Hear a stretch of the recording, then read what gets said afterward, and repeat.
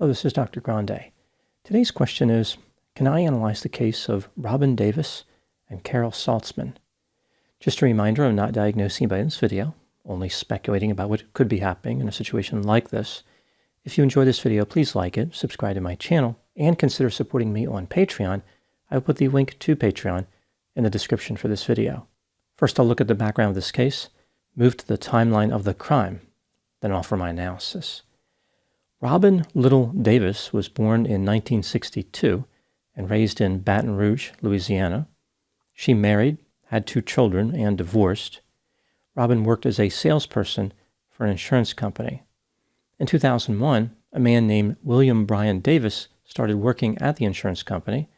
He went by his middle name, Bryan. He was about 7 years younger than Robyn. Bryan was a flirtatious individual who was high sensation-seeking. He was in the process of being divorced for the second time. He had 4 children from prior relationships. Bryan pursued Robyn romantically, and eventually they started dating. In 2005, Robyn and Bryan moved to Lake Charles, Louisiana, so that Robyn could be promoted to a supervisor position at the insurance company. Robyn helped a close friend of hers from Baton Rouge named Carol Nolan Saltzman to get a job at the insurance company. Carol moved to Lake Charles for the job and lived with Robyn and Bryan. In 2008, Carol moved out of the Davis house and into a trailer. The same year, Robyn and Bryan married. They did this despite Bryan having multiple affairs. Robyn knew about some of the affairs, but decided to move forward with the marriage anyway. What Robyn did not know was that sometime in late 2007, Bryan started having an affair with a woman named Fanny Dietz. In March 2009, Robyn became aware of Bryan's affair with Fanny. During this same month, Carol lost her job at the insurance company. 1 week later, Robyn did as well. Now moving to the timeline of the crime. On Wednesday, July 1, 2009, the body of Bryan Davis was found on a remote dirt road called Wagon Wheel Road in Lake Charles, Louisiana. When the police responded, they found that Bryan had been shot 4 times and killed. It appeared as though he had been shot 2 times in the back. He turned around toward the shooter and was shot a 3rd time. He fell to the ground and was shot 1 more time in the head. Bryan's body was about 30 feet away from his Honda Accord. The doors and trunk of the Honda were open. There was a jack under the car. One of the tires was low on air. The lug nuts had been removed from the wheel, and the spare tire was on the ground. It looked as though somebody was trying to change the tire. A mechanic inspected the tire that was being replaced, but nothing was wrong with it other than being low on air. The coroner determined that Bryan had died on Monday, June 29, sometime after 12 p.m. The police notified Robyn about her husband's death. According to investigators, she started dry heaving and/or vomiting. Robyn told the police that on June 29, Bryan left for work early in the morning. Instead of driving his Honda Accord, he drove her Chevrolet Trailblazer. Bryan came home early from work because he wanted to go boat shopping. He arrived home at about 11 a.m. Robyn and Bryan went shopping and then made their way to a boat dealer. They arrived back at their house sometime between 2 or 3 p.m.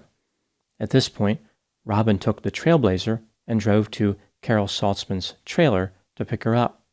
The pair ran errands, like going to a grocery store and getting an oil change. Bryan took his Honda Accord with the intent of continuing his boat shopping adventure. During another interview, Robyn added that she spoke to Bryan by cell phone after they went their separate ways on June 29. This was at about 3 p.m. as Robyn was driving to Carol Saltzman's trailer. When she tried to call him again, Robyn's call went straight to voicemail.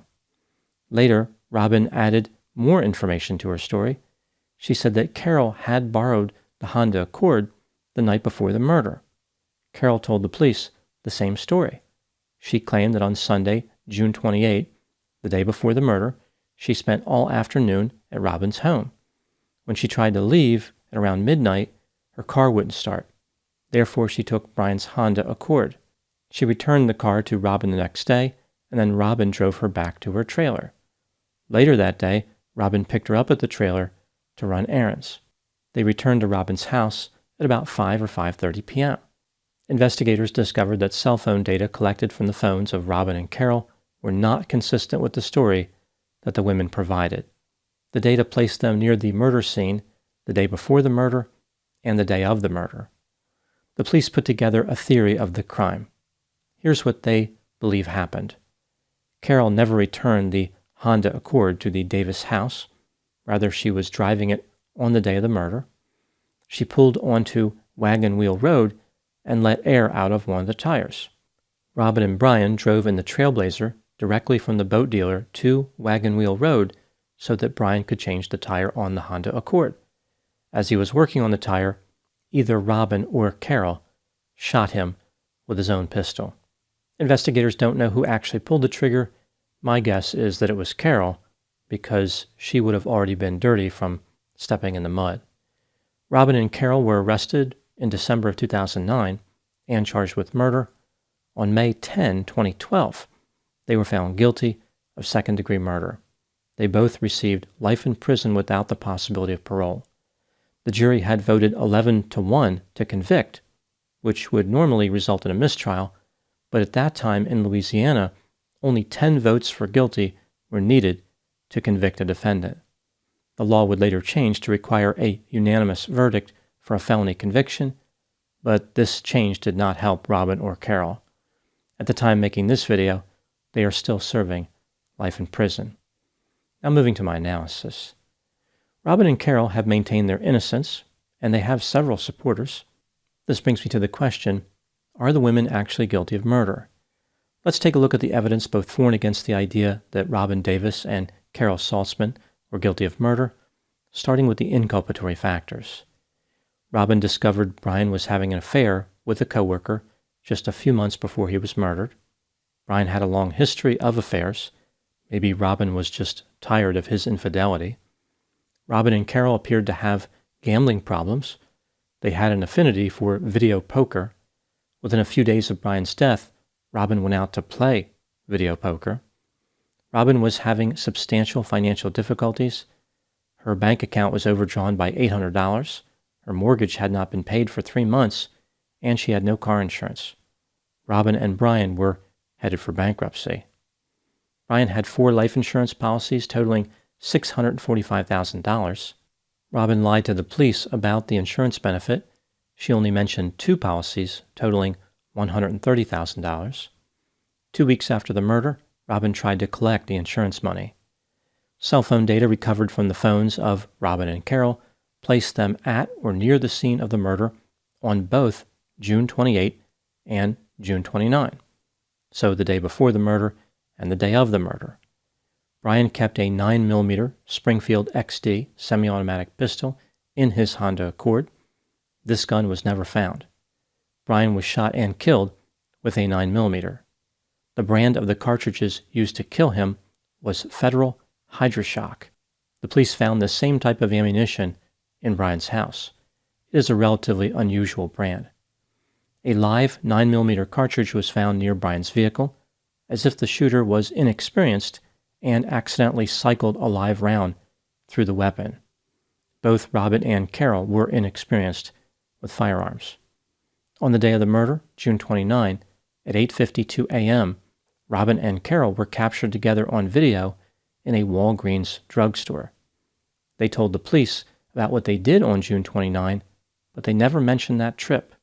Robyn said that she called her husband on June 29 at 3 p.m., but cell phone data indicated that the first call was actually made at 5:58 p.m.